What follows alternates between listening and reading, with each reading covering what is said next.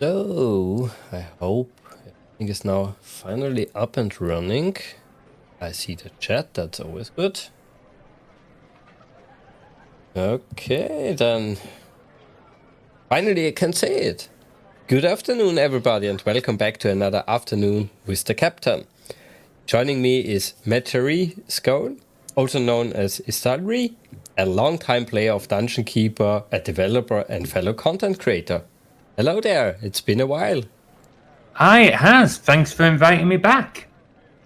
You're always welcome, especially since you're also a content creator. I love to share basically knowledge and what's happening basically now in your life. How are you doing?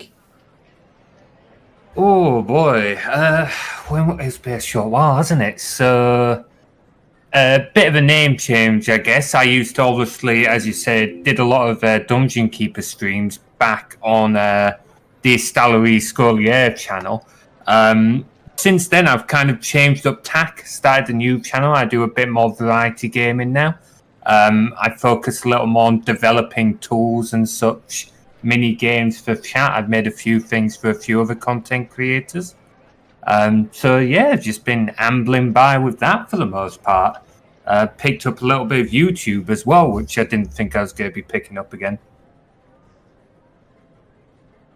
And if I saw correctly, you changed to a VTuber style, basically? Yeah, I've changed to a PNG tuber style. I found it, for me personally, I find it a little more fun to work with. Not that there's anything wrong with the webcam style or anything like that. Just for kind of like my nature and the way that we kind of goof off on stream a little bit and that. I find the styling works a little bit more. It also gives me a little bit something more to work on. Like I said, I work a little bit more on developing little bits of software and tools for the stream now. So I've got a few things where chat can like throw nets at me and stuff, which just works a little bit better with the VTuber kind of setup. I see, interesting. I never thought about that aspect. And how resource intensive is this? It depends on which part it is. So like the actual PNG tuber that I'm using, with like having little GIFs over the top, really not very intensive. That's pretty light on the system, so that doesn't need a huge amount.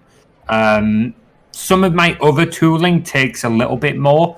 Like I made a 3D scene in the Unity game engine of like a little woodland ranger camp, and chat can interact with that by feeding the fire and that. That's a little more system intensive. I actually have a second PC for running some of that because it just takes some of the strain off my main rig. I see. So, yeah, it's just an image, of course. Yeah, if it would be a moving video or maybe even, I know there was back then a software called Face Rig, which basically used your webcam information and put over an avatar. I guess that's a little bit more on the resource heavy side. Yeah, that's a little more than what I'm doing. It's surprisingly still not too bad. Like it's still more than if you were to just, have a static image. But it's not too difficult on the systems. It's more now when you're doing the models themselves. If you've got a large 3D model with a lot of tracking points, then it starts to get a little more intensive. As I said, the digital scene I made is also a little more intensive. It's one of those things where it kind of depends how deep down the rabbit hole you want to go.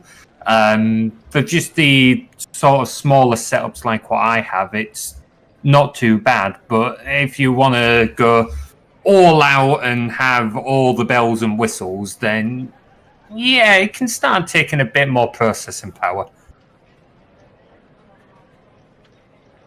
Well, also depends, of course, what games you are playing. If you play the latest AAA games, it could be a problem, but For example, games like Dungeon Keeper, it should be doable.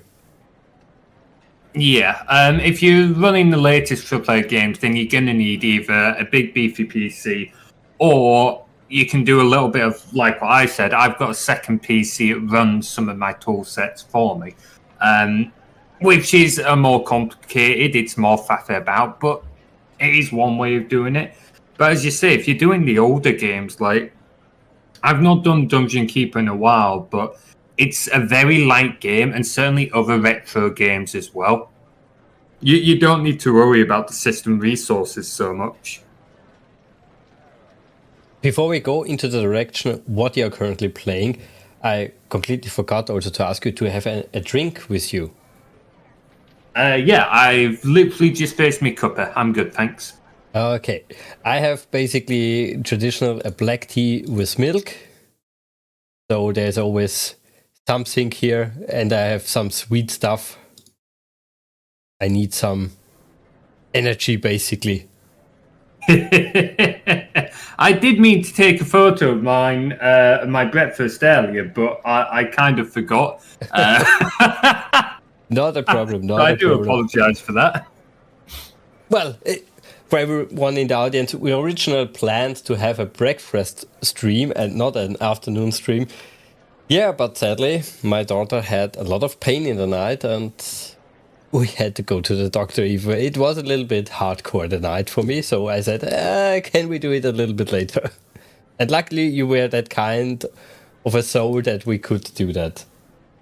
At the end of the day, as I said before the stream, family comes first. Like, life gets in the way sometimes, and I would never expect a creator to like put myself before the family or anything. There's always another time, and at worst, there could have been another weekend. That's kind of you to say still, but yeah, I regretted it that we had to do it. But moving on, we talked about your games. What do you play and stream currently? So now I'm a little more variety based than what I used to be. So I've got a bit of a backlog that I've been playing through, as there's a lot of older games that I'd never played before. So I'd never played Mass Effect or BioShock, for example. So currently I'm playing through, I just completed BioShock 1, which I thoroughly enjoyed. So I've started BioShock 2. Just before Christmas, I finished the Mass Effect games. I was playing them for just over a year, and they were probably among my favorite game to stream. I think the only more modern title that I'm playing at the moment is Baldur's Gate 3. Most of the games I'm playing are probably still around the mid-2000s era for the most part. The golden age, basically.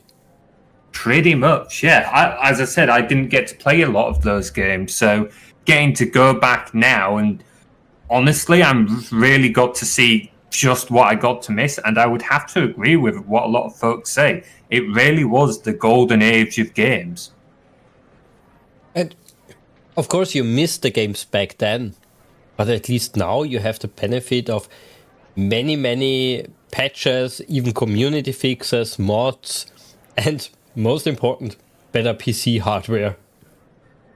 Absolutely, yeah. It is kind of nice to not have to worry about, like, obviously, if it's the latest AAA games, it's like, can my PC run it? Do I have to have ray tracing? Do I need this, that, and t'other? As you say, PC hardware has come a long way, and then on top of that, the community resources and such. I know there was a couple of times with the Mass Effect games where it's just like, yeah, I have absolutely no idea what I'm doing. To Google, let's see what everyone else has done.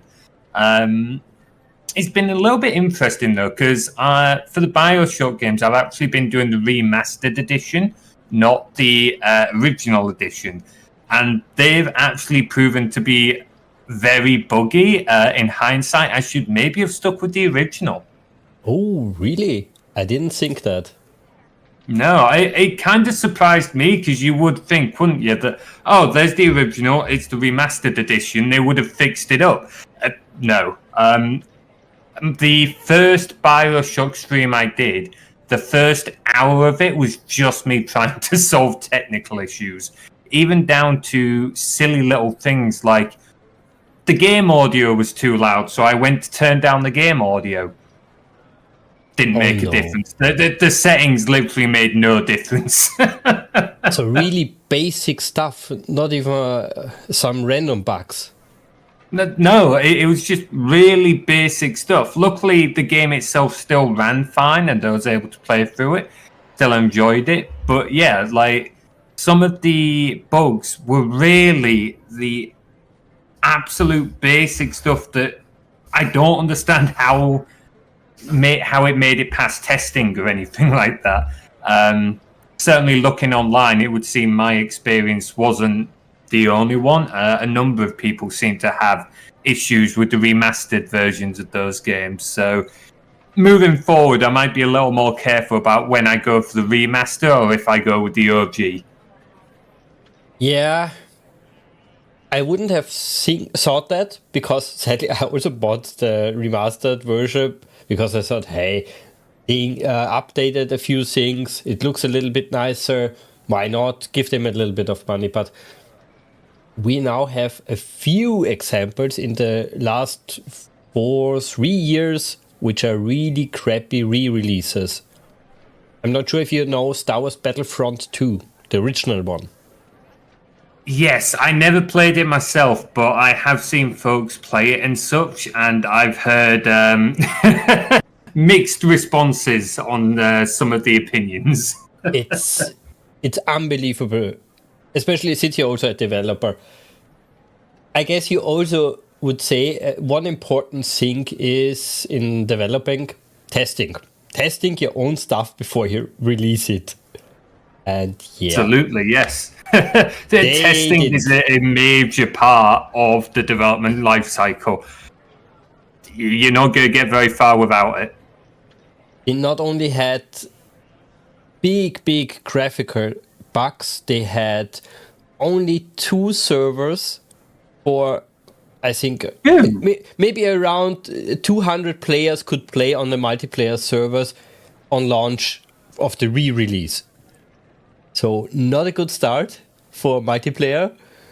Of course, you can create your own servers, but still, guys, you relaunch one of the biggest Star Wars multiplayer titles in the history of PC gaming, and you only give 2.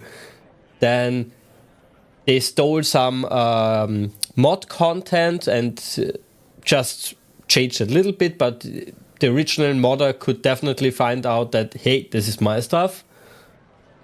Then what else? Yeah, just strange bugs. They forced everybody to use I think it was the PS2 UI and not the PC UI. You couldn't change that.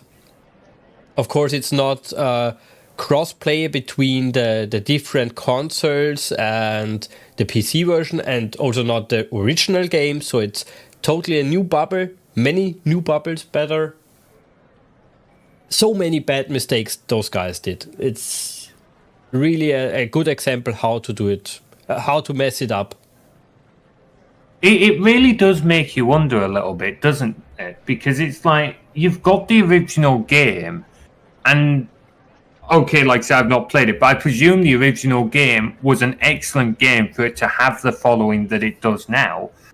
Like, so you'd think, well, okay, you want to remaster the graphics a little bit, maybe touch up a few bits. Why are they making so many like foundational mistakes? Like, what are they doing wrong here? It's especially then a slap to the face when they will often like charge you full price for the same product that they've just effectively broken instead of actually patching up. Yeah. And I could have understand it more if they would have basically fixed the multiplayer, so now everybody can play multiplayer again. But that was already fixed, I think, in 2017. So there was, for PC user, definitely not a single use case to buy this remastered collection. Classic Collection was the correct title. That is a sorry state of affairs. It really does feel like with remasters now, you are chancing your luck a little bit, which is horrible to say because it's like sometimes remasters come out really well. But yeah, then we end up with ones like Star Wars Battlefront 2 and Bioshock, where it's just broken, buggy messes. Another one that seems to be fairly frequent is how often some games seem to get re-released. I believe it was the first Age of Empires, originally released in 1997. And they've released it how many times? Again, like you've got the definitive edition, the special edition, the 4K edition, and you've got to pay full price for every single different edition of this game. And they don't change that much. Like, okay, in the definitive edition, they do put in some quality of life improvements. But for some of the others, they've literally just like updated some of the graphics and that's it. They wanted, boom, 60 quid more for a game from 20 years ago. It's it does make you wonder a little bit what they're on. Definitely. The definitive edition and Age of Empires is a mixed bag for me. I really enjoy, of course, the new graphics, HD, everything. It's easy to play. But like you said, again, so much money for, just graphical updates and bug fixes, maybe. It's a little bit much, totally. Yeah, like I understand the cost of development. I don't mind paying full cost for a game that has had reasonable changes to it. Like, Definitive Edition for me was mostly a positive. I did like some of the quality of life additions they put in.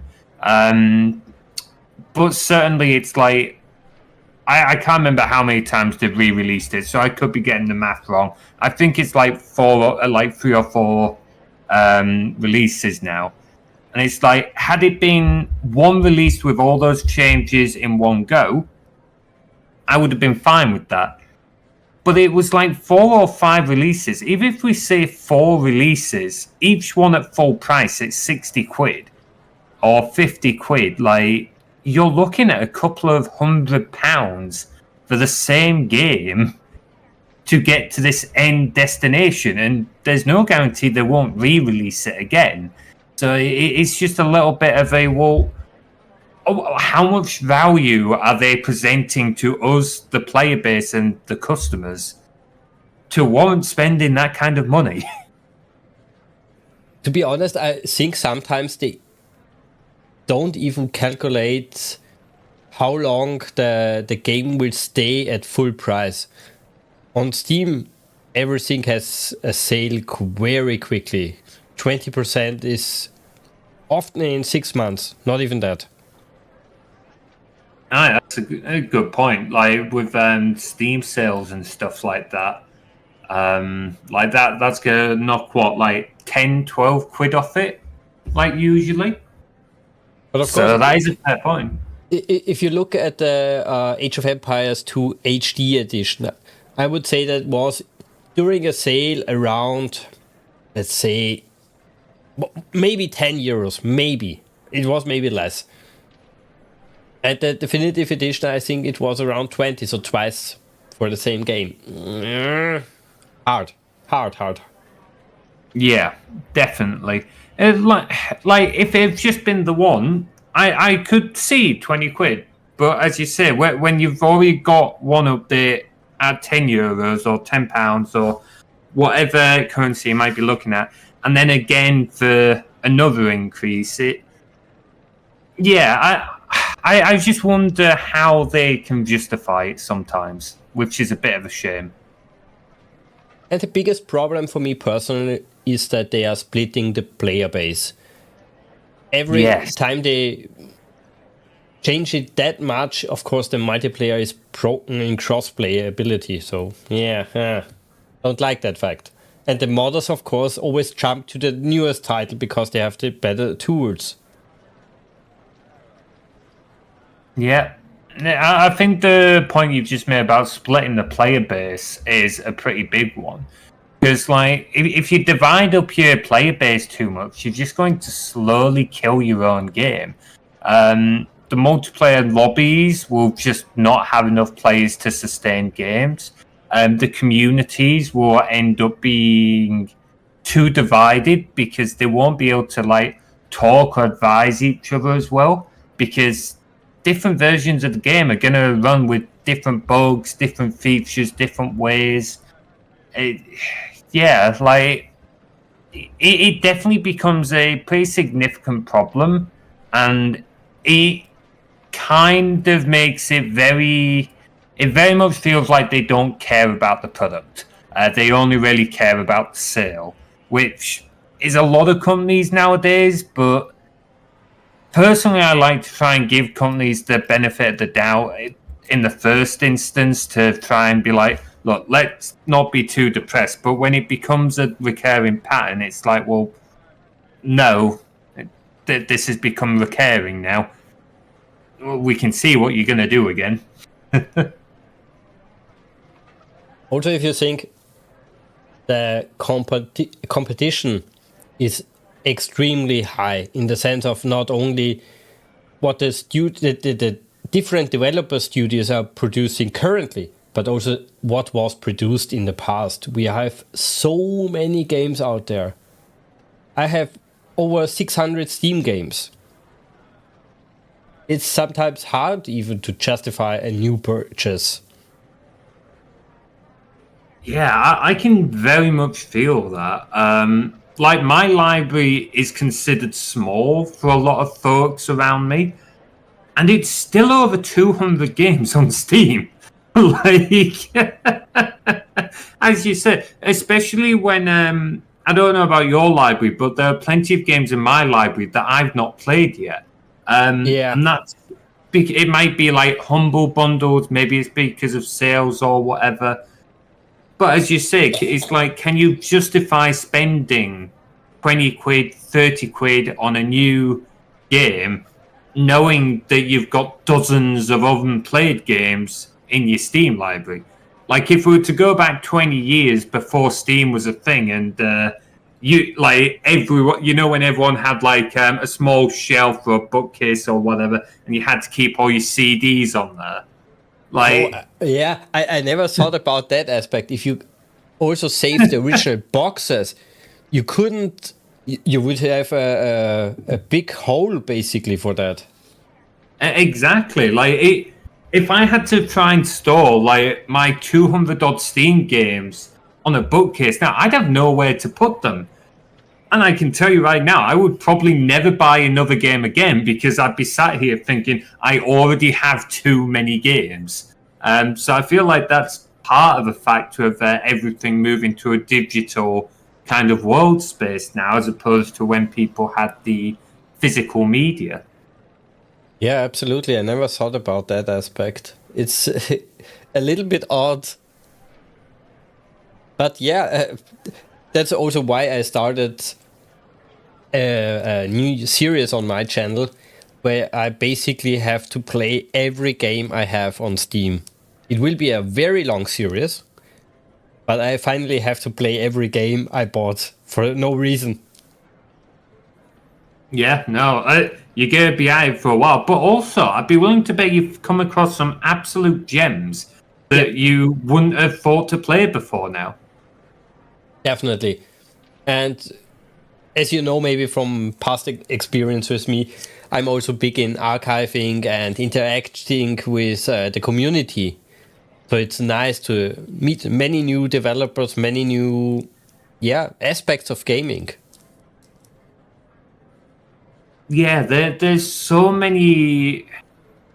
The gaming kind of community in that is such a vast and massive thing now, with so many kind of subcultures and that built into it. I don't want to quite say there's a place for everyone, because not everyone might be into the gaming. But if you enjoy gaming, like, there will be a subculture somewhere that you will feel at home in. whether it's like your little single player games from like the mid 2000s to your massive multiplayer games, although I don't know how many MMOs are even still a thing like at this point. But like there'll be some part of the gaming culture that you'll be able to feel at home in. Yeah. MMOs sadly are one of the games which are hard to save. There are some attempts, some successful even, but some, yeah, it's really hard if you don't have the source code how to preserve a game like that. With it all being online, I wouldn't know how you would go about preserving a game like that, which is a real shame. It's like the efforts from yourself and other people preserving a lot of the old media that it honestly gets less attention than it should, in my opinion. But as you say, there's some things like MMOs that, unless you've got the source code, how do you save it? Just a second.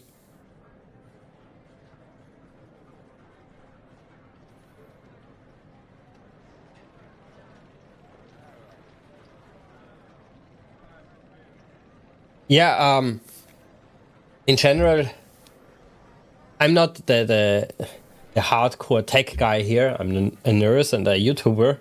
But as far as I know, they basically try to sniff the entire netcode of an MMO and re-engineer basically the server structure.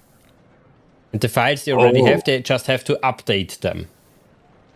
Oh, that's clever. I like that.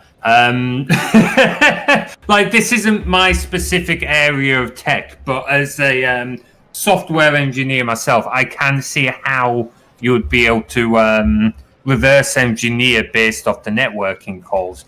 It would be one hell of a task, and I don't know if I don't think you'd be able to stay 100% true to a game, but potentially, depending on how the netcode's set up, I could see how you could save a lot of the server-side functionality, or at least be able to piece together something that would emulate the game. It might not be the same in the truest sense, but hey, I would argue that's better than the game being lost to the sands of time. Definitely, anything the community can achieve is better than a total loss. Absolutely.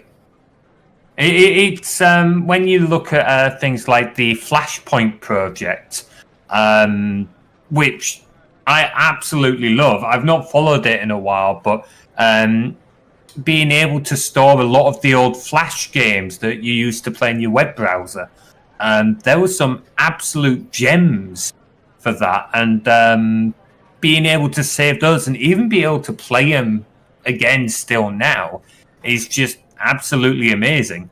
A real nostalgia vibe, that one. Yeah, and as you maybe noticed, we lost already so much of web history. So an archive of Flash games is also a good thing. Yeah, there's so much web history that's been lost. I don't... With how fast the internet moves, I don't know if it would be possible to archive everything. But that's not a reason to not try, I would say. It would be nice to at least be able to archive what you can. At the end of the day, it's no different to archaeology when people are out digging up dinosaur bones and stuff like that. It's just a more modern version of it, I guess, like internet archaeology. Absolutely, and when was it? Brain lag? On Tuesday I had the kind of community leader and longtime developer of the Red Faction games, or more precisely the original Red Faction. And it's unbelievable what they not only achieved, but also it's unbelievable how much they are going into that archaeological research, basically. They now do also interviews with different developers, players, clans. There's so much history which isn't saved. And he tries at least to do something about that. That's absolutely amazing to hear. I don't think a lot of people kind of realize just how much, even to go into a single video game, like one small indie game, the amount of work it goes into it, from the 3D models to even the concept sketches to the note taking and everything. There's so much there. And oftentimes, a lot of it gets lost during the development or whatever, because you've got to make space for like the new stuff you're working on, or you're throwing out old notes because you haven't got the space. And it's kind of amazing just how much information can be lost for even one small indie game. When you start opening up to like multiple games and the developers and the engineers and the networks and everything, I've wondered a few times now, if we were to count in terms of like terabytes, petabytes, exabytes, how much data has been like lost throughout the internet's history, I do wonder just how big of a number that would be, because it's got to be something astronomical. Yeah, I wondered that too. How much in numbers did we lose? I don't think it's a question we'll ever know the answer to, but I think we can guess it's not going to be insignificant. Sadly, yeah. Sadly, I will come back to the saving and archiving aspect a little bit later when I talk a little bit about my projects I plan in the future. But maybe for now, I also would like to know what content do you personally enjoy currently? Maybe some shows you saw, movies, or a recent game you didn't stream? So recently, for a bit of background context, me and my younger brother, we've got a couple of like older games that we played occasionally as kids, and we still go back to them occasionally now. And there's one called Warlords 4 that we could never get working on modern operating systems. It was released 2002, 2003, I think. It was a turn-based strategy game, but we just could not get it running on Windows 10. Up until recently, when he finally got it going using certain patches and so on. So over the last couple of weeks, I've been enjoying playing that a little bit, just off stream, chilling for a little bit. A bit of a nostalgia thing, but also just I think the game holds up relatively well, considering it's over 20 years old. Interesting, because my co-host Seven Saturn, who joined us for the Dungeon Keeper review, yes, he also played a lot of Warlords. So I have to ask him if he knows about the fix or if he already found a way to do it himself. He's also very tech savvy.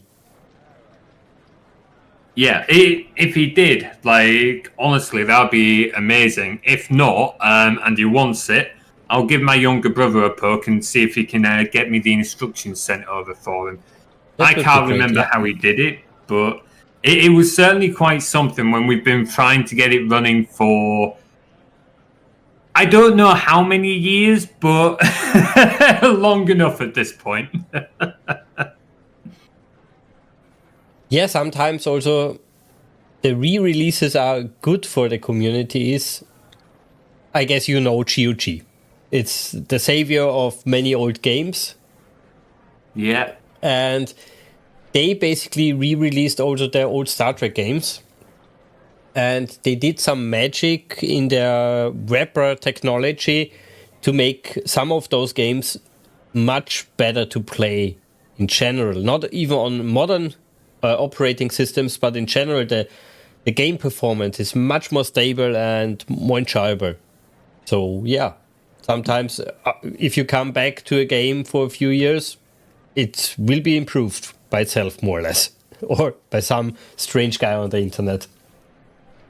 Yeah, I don't know how the folks at GOG do it, but they do an amazing job of taking all the games from, frankly, another era of gaming and computing and manage to fix them up to not just run, but usually run pretty well on modern systems and that. And honestly, like, even if you're like just bored or whatever, like browsing some of their pages just for a nostalgia trip sometimes. Like I said, I don't know how they do it, but like it's a great little storefront, that one. As you said, the savior of many an old game.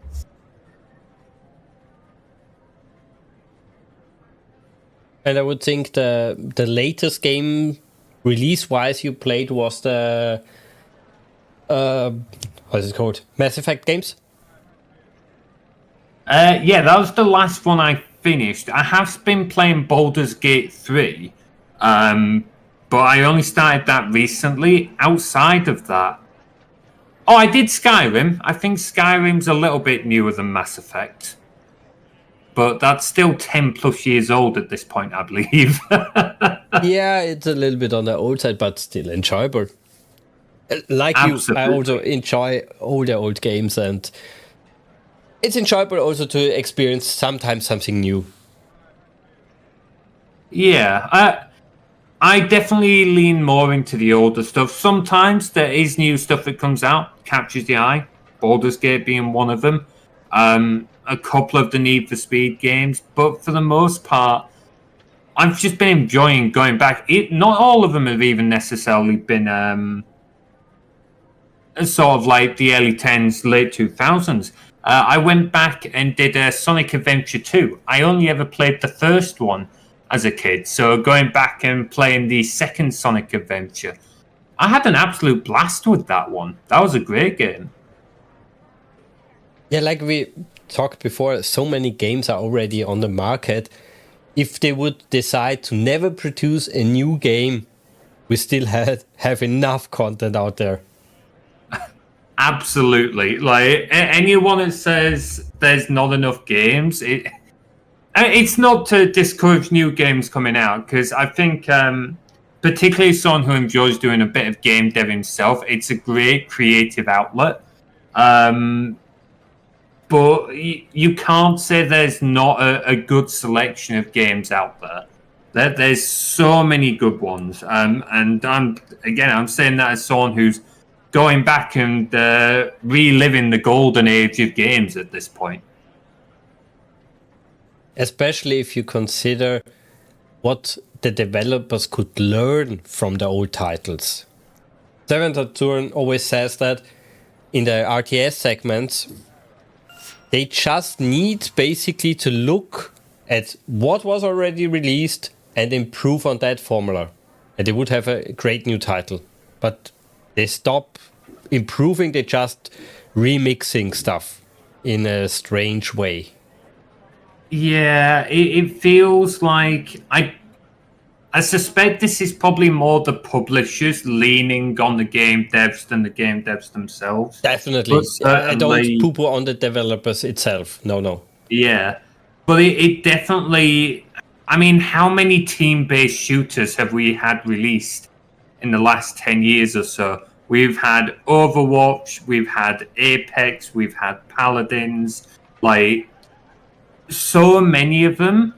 And while I'm sure they've all got their own unique selling point, it's like, effectively it's the same core gameplay, and companies are just jumping on the latest thing, going on what's safe for their profits, as opposed to trying to create something new. Like, the gaming industry has definitely lost a lot of its creativity in the AAA space, which is why I think we're seeing a little bit more like activity of people going towards indie games and stuff like that now. When you look at it, something like Lethal Company, in a technical sense, it's nowhere near as complex or advanced as even so, the older titles like GTA 5. But people flocked to it because it's something new and it's something fun, as opposed to yet another team shooter. Definitely. Many viewers on this channel know my go-to example, Pulsar. Pulsar The Lost Colony is a game where you basically have the dream Star Trek experience. You have a crew, everybody needs to man a different station, engineering, pilot, science, weapons. You can go down to the planet, you can explore an entire galaxy. So many things to do. And the title, which was released for Star Trek itself, Star Trek Bridge Crew, is a tech demo for VR. It's bare bone, to say at least. They have some missions, they have also the structure, engineer, helm, captain, etc. But it's, a few missions and the fun is gone. Yeah. It's a real shame. The focus has been lost in the AAA space. As you said, it's a lot of remixing. As I said, it's a lot of keeping things safe. And I feel like when they do try something different, their focus is in a little bit of the wrong space. So it's like, for a long time, how many companies were making games with open world games? And don't get me wrong, I love an open world game, but it was getting to a point where it was just people competing who's got the biggest world map. And it's like, well, great, you've got the biggest world map, but there's nothing in it. Like, the games which have significantly smaller world maps that feel much more alive and lived in than some of the ones that might have 10 times the map size, but you're bored within 10 minutes because there's nothing there. Exactly. I also love open world games in general, but I hated the concept which came with the Assassin's Creed games, where basically you have to climb up a tower and jump down again. And that you have to repeat 100 times, and then you have explored the entire map. Great. I love it. Or not. Yeah, it very much felt like with some of it they were chasing after the wrong thing. Like whether it's who's got the biggest world map or who's got the best, like the highest fidelity graphics and stuff like that. And don't get me wrong, these are factors that lead to a good game, but they're only factors. Like, I would take a lower a game that isn't as good graphically and has a smaller world map, but is a world that feels alive with fun gameplay, than one that's got a huge map or high fidelity graphics or anything else, but is boring any day. Absolutely. But I would say we go away from those sad topics and move to the more interesting topics about the future. What do you have plans for your channel and your projects in general? Oh boy. So I've got a few on the go at the moment. As I briefly mentioned earlier, I've got a YouTube channel. So that project has been using a little bit more tabletop gaming area, actually. I write short stories based off Dungeons and Dragons. And I get other creators to voice some of the characters. So I started that last year, and that's been going relatively well. So I've been planning to do bigger and better videos with that one, which I will do moving forward. Another thing that I'm sort of working on behind the scenes a little bit is I've got a couple of programs I've been working on that allow for Twitch plays games. I have a mechanic on my streams where Twitch chat can take over and they can play Pokemon Ruby for 15 minutes or so. So those are kind of like two of the big projects that I'm trying to like push forward at the moment. A lot of interactiveness and storytelling is the kind of content that I seem to be leading with these days. Interesting ideas. How did you came up with integrating the chat also to your content, basically? It was kind of unintentional in some regard. So I noticed for a while sorry, reading your chat there. I noticed for a while that people weren't spending the channel points when they were watching my streams, which suggested to me that I didn't have any channel point redeems that were particularly interesting. So I started building my own sort of mini games and that to give people reason to spend the points. And things just kind of escalated from there. I just kept building and building. I didn't really know when to stop. And eventually I kind of sat here and went, holy crap, what have I done? It sounds amazing. I have to check it out, what you're doing there. Do you use a streamer bot as a intermediate tool? So no, I'm not using StreamerBot. It's kind of amusing that I don't know when StreamerBot became a thing, but I think it does a very similar thing to what my application does. And I think we started building these two things at the same time. I have my own stream bot that I started building from scratch. She's got she's characterized. We call her Lakea. And chat can interact with her through commands and channel redeems and stuff like that. So it's a lot more customizable. It's all bespoke code that I've written myself.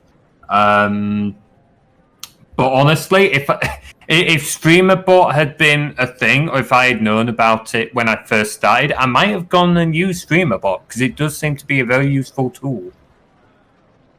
It totally is, but I find it also fascinating that you have the skill and achieved it to create something on your own there. It's nice. We definitely have to take a deeper look into that in the future. I am happy to showcase it any time, but I will give fair warning. It does occasionally break. Funnily enough, when we were talking about testing earlier, my stuff isn't always tested as well as it should be. But the reason for that is simply, well, I think you'll be able to understand this. Working full time as a content creator can, when you work full time and you're doing content on the side, it can be really difficult to be able to get the most out of your time. And as a result, I don't necessarily get to test all my systems as efficiently or as effectively as I would usually do. So it does occasionally go a little bit sideways. But luckily, everyone gets a laugh out of it, and it eventually figures itself out anyway. Well, I would say you do live testing, which is also okay. Yeah. Very true. Also, of course, you don't charge any money, so who can complain? No, that's something that I do kind of try and drive forward. I love having people interact with us. So I think it goes for a lot of us creators at the end of the day. We enjoy having people interact with us. It's part of what we do. I won't say that subs don't get perks on my channel, but I try not to lock interactivity behind a paywall, if that makes sense. Yeah, absolutely. I also maybe that's the age thing again, but when I grew up, the internet was a big place where we shared information and tools and not lock everything behind a paywall. Absolutely, yeah. back when you could go to any game website and boot up like a Flash game or go look up a news article or anything now.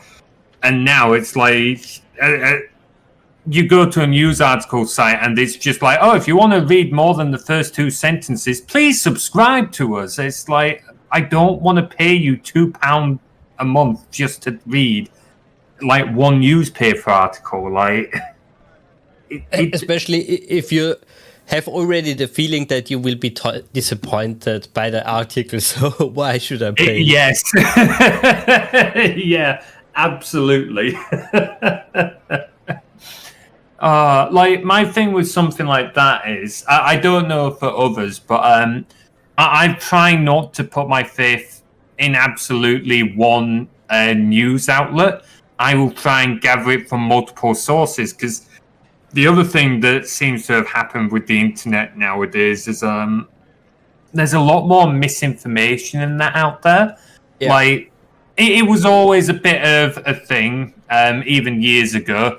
Don't believe everything you see on the internet, but nowadays it feels like it's a lot more targeted and purposeful, and there's a lot more of it as opposed to maybe just some internet troll trying to like annoy someone. It's this was really the first time I even noticed this a little bit in the mainstream coverage of an airplane crash in Toronto a few days ago. An airplane crashed, and I saw some AI pictures or even some videos on some news pages, and I thought, oh my god, Skynet is already here and influences the media. Great. Yeah. It is a real shame. The internet is a bit of a wild west, and it always has been, but it just feels... I guess it used to have a bit more optimism and stuff like that, and be a bit more fun. Whereas nowadays it feels a little bit like you've got to be looking over your shoulder a little bit more, which is a bit of a shame. Exactly, especially in the sense of how you talk to other people. What medium do you use? What phrases do you use? And I guess one thing which we both don't like, you will never know in, let's say, 10, 20 years, if you archive your stuff, if you have a website and stuff, there could be some random guy on the internet making the biggest shit storm in life just because you had a picture somewhere taken 10, 20 years ago on your website. Yeah, absolutely. It also, like, just going on that archiving stuff a little bit as well. Like, trying to archive all your content. Like, look at this more from a creator's point of view. Twitch recently announced that they were limiting how much VOD space streamers would get. Yeah, I saw that. Oh my god. Yeah. It's like, all it takes is for like YouTube to suddenly decide to limit your channel, and suddenly you can't upload as much content anymore, or Twitch to decide that streamers must pay to use their platform. I realize this sounds like very kind of out there ideas, but at the end of the day, look how much the internet has changed, and it is kind of terrifying to think that everything you've worked on, when it's on a platform that ultimately you don't own, all it takes is for one person to decide something is like not in your favor, and you could lose a lot of stuff. It's part of the reason why, even though so all my Twitch streams I archive on YouTube, so there's a second platform, but then I also store all of them locally on my storage server as well. Just because then, like, I've got a backup that is as safe as it could possibly be. Yeah. One of the reasons I do now also multi-streaming is exactly that. I stream to YouTube Shorts, and Twitch. And of course, the YouTube stream has the better quality, and it's an archiving or backup way for me. Because, of course, my PC can smoke at any moment, and there it's safe, more or less. It's kind of, I can't remember the exact rule when it comes to data storage, but there's like the 1, 2, 3 rule or whatever it is, where it's like, I think it's like 1 account, 2 locations, 3 devices, or something along those lines, for like having maximum data resiliency. But it is a challenge, like I said. All it takes is for Twitch or YouTube or another platform to decide that they want to change something, and suddenly you lose all your content. It is a terrifying thought, but this is what us creators have to work with nowadays. Especially in the in combination with the different copyright rules, especially music.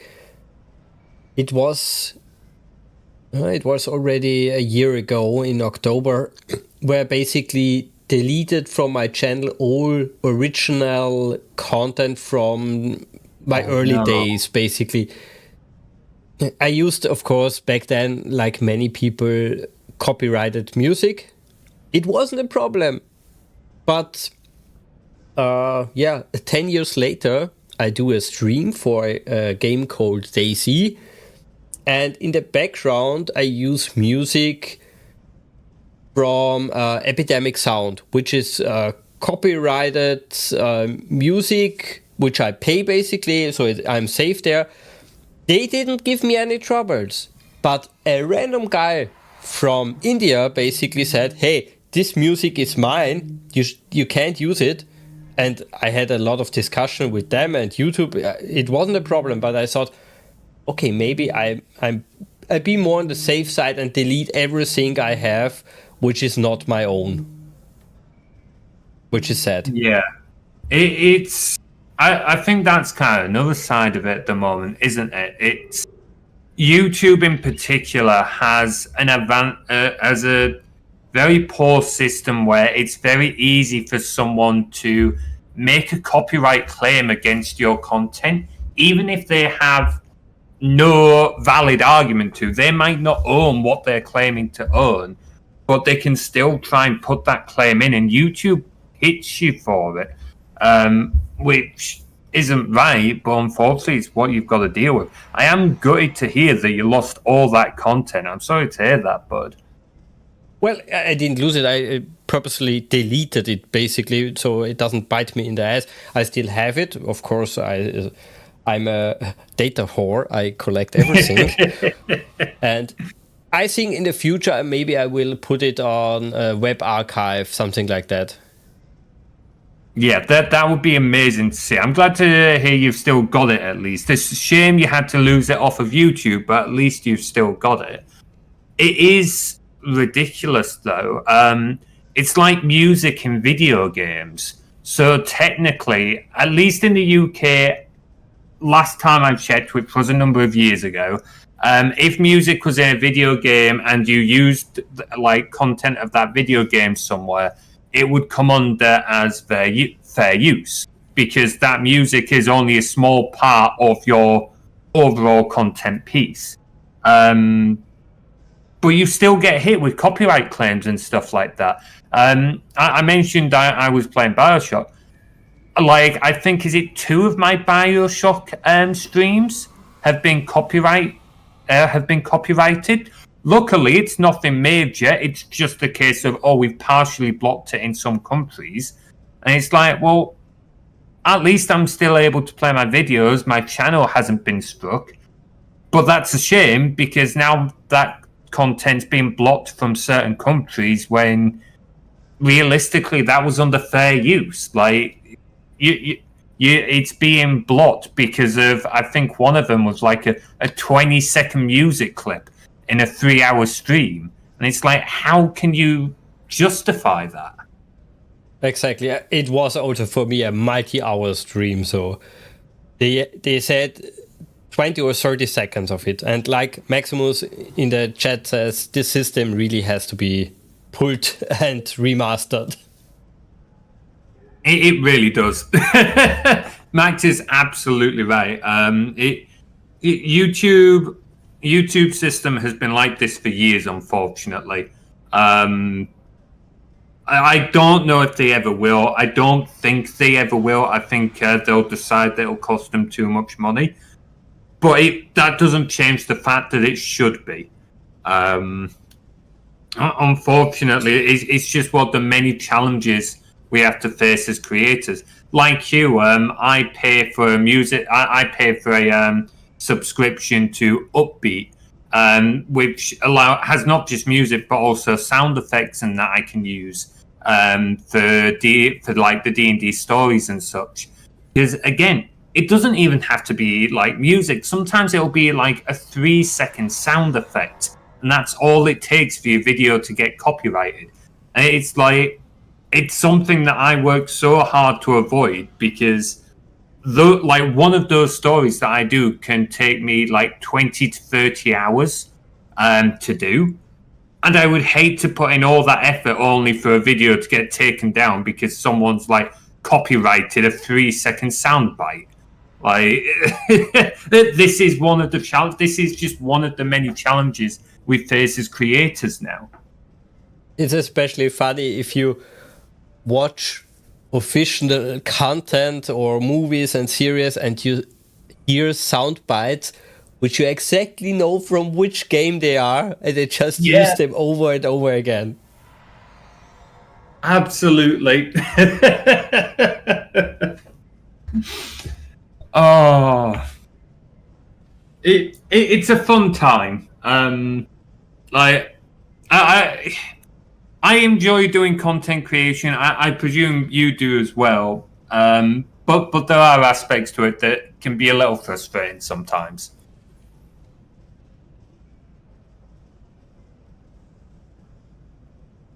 Oh yeah.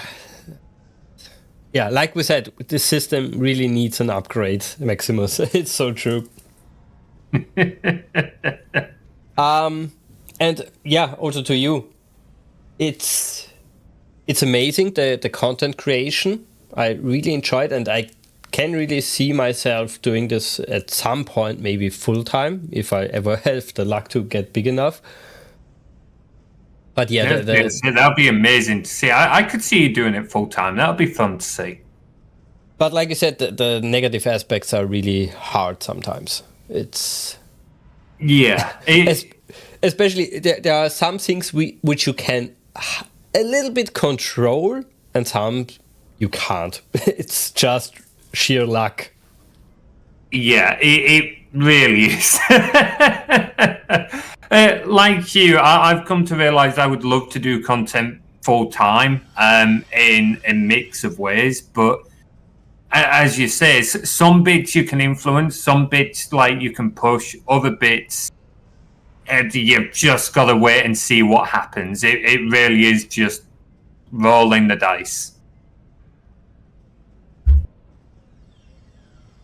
Yeah, and if you don't have any topic on your mind for your personal future, I would quickly move to the latest news and the prophecies for my channel, which sadly go wrong often, but I would put them out here.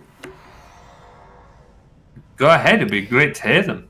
Yeah, basically, over a year now, sadly, I say I will launch a website, and I'm nearly there. Just have to finish a few things. And there I basically want not only to archive all the amazing interviews and guys I basically meet on the internet.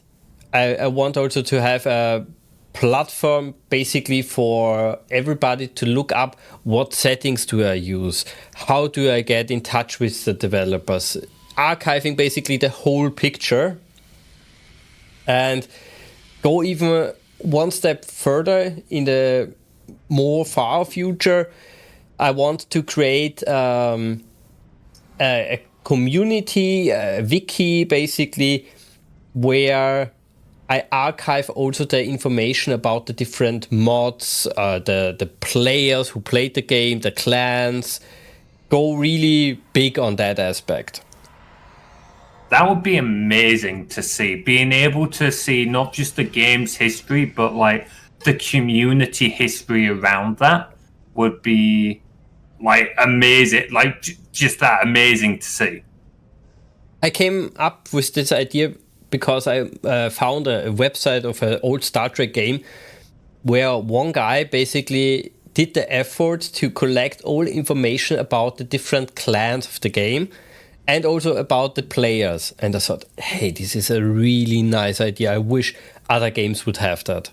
And I thought, hey, why not combine everything, the mods, the developers, every bit of information at one place in a wiki, basically. And that would be beautiful. Oh, sorry, carry on. Yeah, and basically combine that with an archiving project about the content creation and the mods. You maybe know there were in the past many websites which saved all the mods. FileFront was a big one, was a very big player in that category. You know that? Can't say I'm familiar with that one, no. It's basically something like mod database. They had for every game a different page and categories for maps, mods, tools, guides, a forum, everything for the entire game, basically. Awesome. And at one point, basically, they said, we don't make enough money here, bye-bye. It was... Oh, no. I'm not sure if it was even 2 months of notice. Many creators tried to download as many mods as possible, but yeah, it was not achievable. We lost a lot that year. And I thought we have to combat that aspect in gaming a little bit more. Mod database is amazing. I love it. It's huge, but also that can fall in one night, basically. So I think the best way to protect against that is not by having one guy or one company doing all the work, or not all the work, all the archiving. Better is it to have, for example, let's take Dungeon Keeper as an example.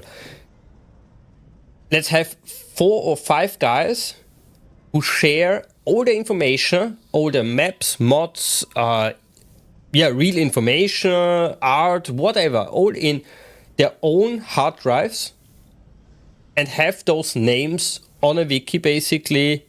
And you can always say, hey, I would need really, really a mod which I can't find on the internet. And then you can have a contact person, a contact detail, basically. And that you do basically for every game. So you really have an archive. It's definitely, you don't want a single point of failure. Like, I don't know about specifically having one person keep it on their hard drives, because then or multiple people keep it on the hard drives, because then they've got to distribute it and it could be a bit of a challenge for them. But at the same time, that does present you more redundancy. You've not got that one point of failure. Exactly. Especially you have now at this day and age, you have a lot of the mods out there. So you don't need basically to provide a download.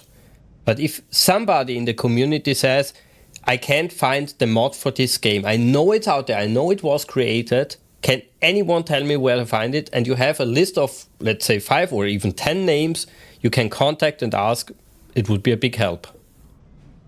Yeah, it definitely, I think that's where the community aspect would step in. And to be fair, it might not be a terrible idea, having different people distribute it and such.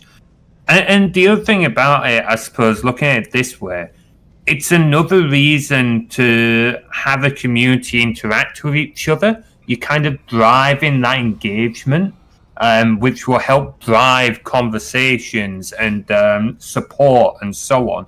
Effectively, a lot of the more positive sides of the gaming community. Absolutely. And this is sadly one aspect in the Discord generation is, maybe you noticed this also, it's hard to play with other players, to find other players basically, and to have more than, let's say, 10 lines of discussions in the chats. It's so shallow, so empty, the Discords.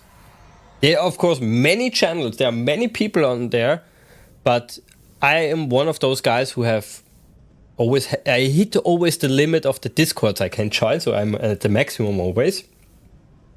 And all the Discord channels basically show me the same problem. Nobody plays the games. Of course, there are some exceptions, but in general, there are no events, there are no guys who are looking for games, and even if there are, they are ignored. It certainly seems like there's less activity in some ways. It's very different compared to even just like the mid-2000s, where you go on a forum and there would be loads of people talking about a game or speed running a game or like just something about like whatever. I wouldn't say there's no activity anywhere, but it feels like the activity's kind of been moved over from, in a lot of cases, the games themselves to communities built on something else, with the gaming stuck on the side, like content creation, for example. Like people seem to go into a content creator's Discord, and when they've got that middle ground, then they'll talk about gaming. But as you say, you're going to the Discord that's built around the game itself, and typically I've had the same experience as you, where it seems to be very quiet. There doesn't seem to be quite the same kind of stretching of conversation as there used to be. It's been another one of those. The internet has clearly changed with the times. Whether it's for the better or for worse, I wouldn't like to say, to be honest, but it's definitely changed with the times. Yeah, especially you mentioned there's something which I also noticed. Sorry, the code is a little bit back. There is on many Discords also a direction I don't really understand. You mentioned content creation. They post a lot of creation stuff on the modding side for a game. Let's call it out. I think about Star Trek Armada. There are 3 Star Trek Armada Discords I know of. And they have a lot of technical discussions. They show a lot of screenshots of the mods they're creating, but nobody plays the game. Not even their own mods. So it's fascinating for me. Yeah, that's an interesting one. I've not been around many servers that include modding in a while, so I couldn't really attest to that. But I think part of the thing is people don't necessarily seem to cling to one game for as long as they used to as well. People seem to bunny hop between games a little bit faster, is something I've noticed. Which I do the same, but I'm still happy to play any game if you ask me. But that's the problem. The players don't ask each other anymore. Or even if there is some guy like me who makes some advertisement on their Discord for a game, it will be ignored. Or it will be seen half a year later. Yeah, I can't really attest to that, because I'm mostly gaming I do when it comes to others now is more through the content or focus through my community. But that's not really on a specific game itself. I wouldn't be surprised though, because certainly going on game servers and stuff like that, it doesn't feel, as you said, you used to be able to like jump on a game server and conversation would just start flowing. It's just the way it was. That doesn't seem to flow quite as much as it used to anymore. It's too hard to type something. Voice chat is more convenient. There's that. I also find that depending on the game, thankfully, this isn't many games, at least of the ones I played. But in some of them, there seems to be, when there is conversation, it's more to act childish and throw insults at each other, as opposed to, playing a game. I used to play a lot of Rocket League, and certainly at one point, the community around that was getting really quite toxic, unfortunately. You'd be jumping into a game and people would be throwing insults before, kickoff had even started. Obviously, there's always been the negative side of gaming, but it definitely feels like in a couple of games specifically, just seem to draw that kind of behavior more than others. Maximus is coughing toxic. Yeah. Yeah. It definitely. I would have to say that at one point, it's been a while since I played it a lot, but at one point the Rocket League community was unfortunately very toxic, which was a shame because I quite enjoyed the game, but unfortunately that was what it was. Yeah, and moving on a little bit, I think I also, like many content creators, I try to expand now everywhere. I basically now use a shotgun method. I expand to Instagram, TikTok, Twitter, Blue Sky, everywhere. And yeah, also I want to do this, what we are currently doing, a little bit more often, invite old guests back, have a discussion, have even multiple segments where we not only talk about us, but also talk about maybe community questions, support, stuff like that, where they can basically send in questions like, how can I create a YouTube channel? How can I config my PC better? Stuff like that. Maybe even some game rounds. Yeah, that would be brilliant, and I would love to be a part of that. If you're ever looking for another collab between the two of us, that would be great. Definitely. Funnily enough, I'm actually I'm at a convention in late May, and I've applied to run a panel there based on trying to help people start content, and would be based on sort of the same stuff. Don't know if I'll have the panel yet. I've not heard back, but it's the same kind of thing of wanting to share knowledge and help people get started on that kind of journey. Yeah, especially, I guess you also experienced that a little bit in the younger audience. We are used to install our stuff directly on the hard disk. Most younger generations are used to install everything via Steam or the GOG launcher. It's different. It's not hard to say. It's not hard to install mods or maps, but they just don't know it because they never did it. Yeah, there's definitely something when you've got things like Steam and the Steam Workshop and mod installers and that now. Compared to even 10 years ago, let alone 20 years ago, the way you used to have to install mods and that, it was a very different time back then, wasn't it? It was nowhere near as convenient. It wasn't, but to be honest, I'm glad I did experience that kind of technology age, because now we basically know how to use Google. Yes, absolutely. I would have to agree with that. I would also say I've said this before, there's something about having the physical copies, having that shelf full of games. I know I was saying earlier, if I had my Steam library as physical copies, it would be a nightmare because there'd be over 200 of them.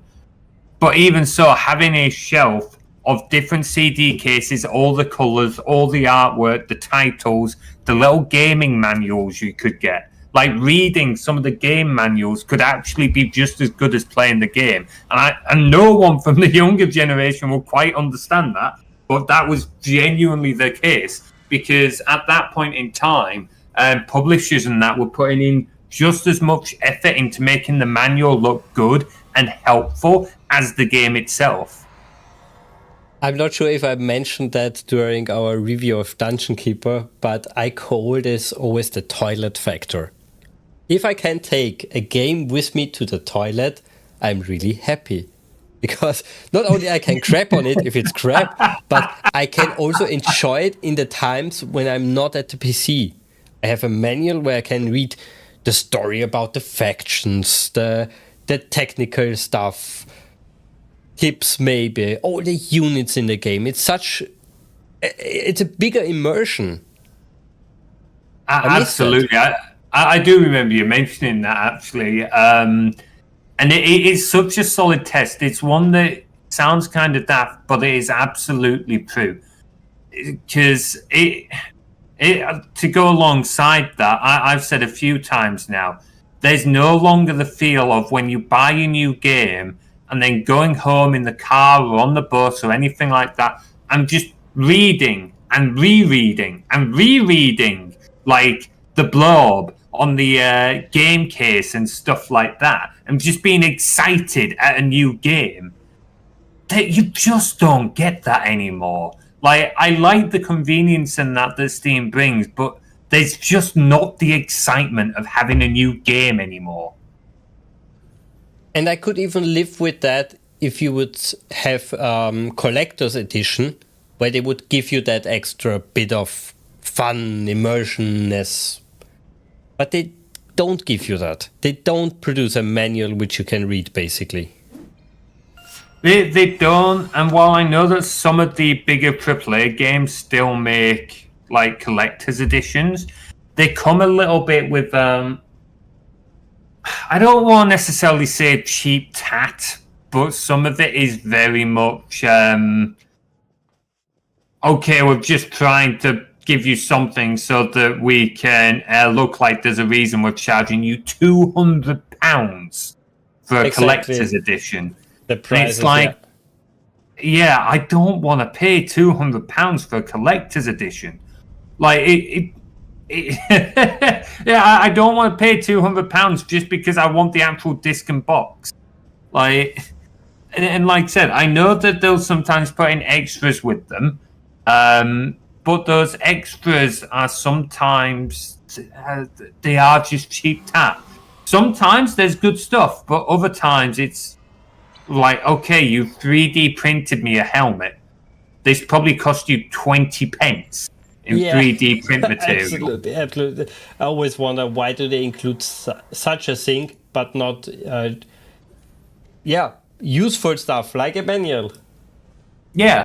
It's like, I'm not even against having the 20 pence 3D printed helmet, but don't give me only the 20 pence 3D helmet and then expect me to spend £200 on the collector's edition.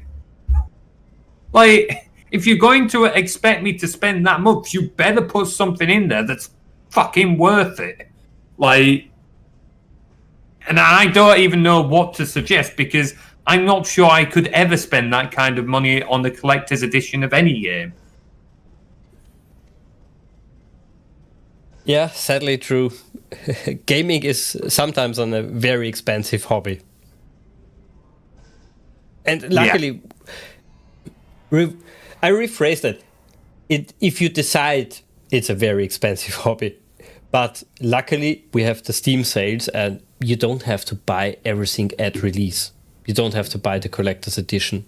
There are Steam sales, there are quick ways to get games basically cheap. That is absolutely true. I do unfortunately feel like PC gaming is slowly becoming a more of a rich man's game, but that's not just because of the games, it's also because of the hardware. I don't know how much you follow the PC hardware, but like the prices of graphics cards over the last few generations have just been insane. This is the first time ever in my personal gaming history I'm so happy I didn't wait for the next generation. I have the 4070 Ti Super, which was released in 2024, if I don't mistake. And really thought hard, should I invest in it? Of course, it will help me in the content creation side, especially multi-streaming and everything. And I said, okay, I do it. I will never know when it will come out. I don't know the performance increase. Let's do it. And now I'm so happy. I'm so happy. I have the card for I over bet a you year are. now. That was the right decision to make. Oh, yes. And it was a paper launch. It's so hard to get a new overpriced graphic card today. It's unbelievable. It really is. I kind of hate it because I'm a firm believer in PC gaming is something that should really be accessible to a lot of people. And yeah, you've still got the second-hand market. As you say, there's still the Steam sales. You can still do like gaming on the cheap and that now. But it's just that like a lot of major games end up costing so much at release to build a new computer now. Like Nvidia aren't doing the 50 or 60 versions of their graphics cards anymore. You've only really got the higher end GPUs that cost a fortune, and that's if you can actually buy one. Like we just said, the paper launch. So it's a massive shame, I think. There's absolutely other options, like I said, second-hand market. You've got GOG, stuff like that. And scalpers, scalpers. But you shouldn't have to, I think, is the point I'm trying to make. You shouldn't have to rely on sales and second-hand hardware and everything to get into a hobby that has the capacity to be accessible, but just isn't. Yes, but we are, of course, looking at that problem from our, let's say, high ROS. We are pro gamers in the sense of good hardware. We experienced a lot, but we have already such powerful hardware for a cheap price, or even old hardware which you can get for a cheap price, which is, let's say, 4 or 5 years old, and you can experience thousands of games. You can experience so much. Of course, if you want the AAA games, you need the latest hardware, but to be honest, only if you're going in that way. In that direction, you need the highest, the best processor, the best graphics cards. You don't need it for Dungeon Keeper or Command & Conquer or Star Trek Armada. So many games are out there, and you can really enjoy yourself and lose yourself in gaming without any problem. That is very true. Yeah, you are right. There's still a lot of retro games and that they're very accessible, and I'm all for it. I would encourage people to try out a lot of the old stuff. I still hold to it's a bit of a shame that the newer titles are becoming harder and harder to reach for people who are new into like PC gaming.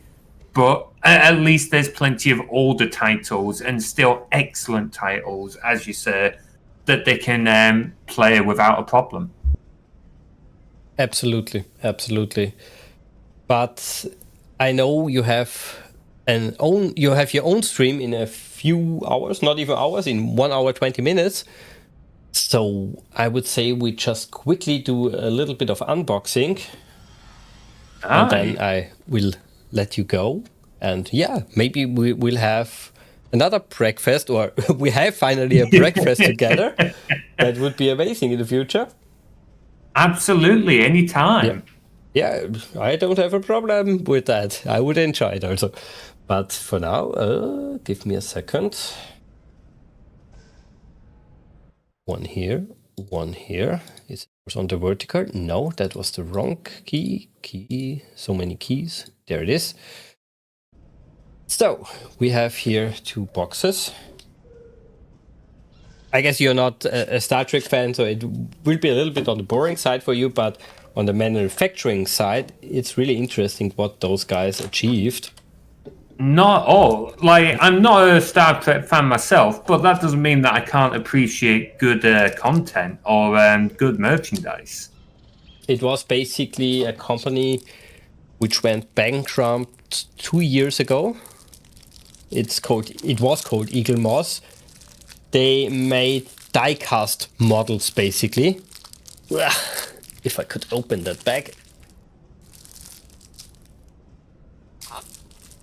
See, the detail on that tube is amazing. Yeah. And this is a small version. It was around 20 euros. They had a magazine with it. I only got the model itself because after they went bankrupt, they sold via a different company everything they have. That makes sense. Liquefying their assets, most likely, I'm guessing. Exactly. But the details are so nice. I so love it. And I can then compare other models or show you other models as a comparison. See, that's the kind of thing I would like to see, just going back to like the collector's editions of games a little bit. Exactly, yeah, because you can see like clearly a lot of time and love went into that. It looks like it's a quality item. It's something that you can enjoy having.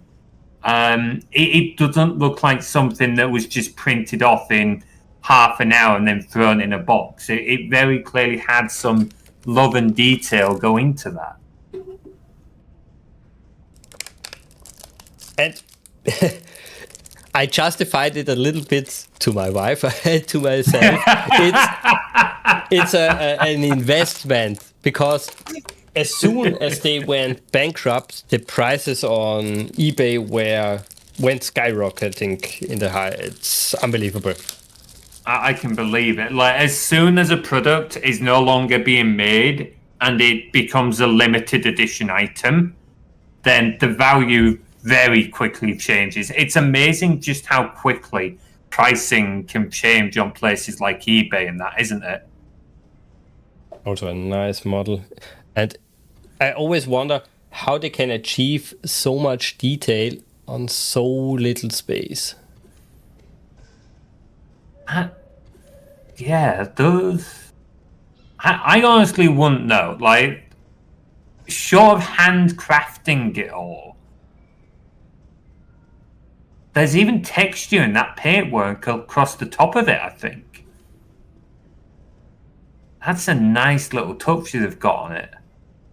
And of course, you can spend a little bit more money. So around 20 to 25 euros original. Around 80 euros. A little bit bigger. A little bit. Oh, wow. Even if we go from... Oh, didn't want vertical mode.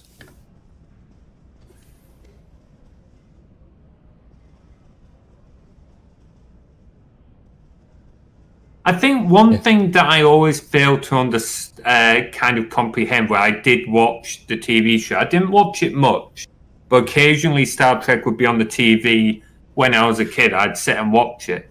And I don't think I ever fully realized just how big the Star Trek Enterprise actually is as a ship.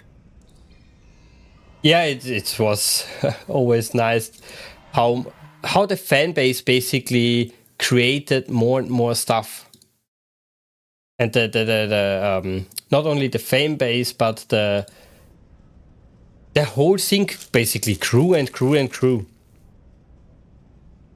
Yeah, kind of nuts. Yeah, models definitely worth it there. Yeah, definitely. Also, this is of course a company which did it, but also I love how much the fan base created on their own in mods, in models. It's amazing what you can get on the internet or see on the internet. It's amazing what communities and creatives, and I don't just mean like YouTube creators or Twitch creators, they're just anyone who makes anything, artists, animators, anyone who likes to pick up a pen and do something, it's amazing what they can like make sometimes, isn't it? Absolutely. But yeah, I definitely know you have to go. You need a break.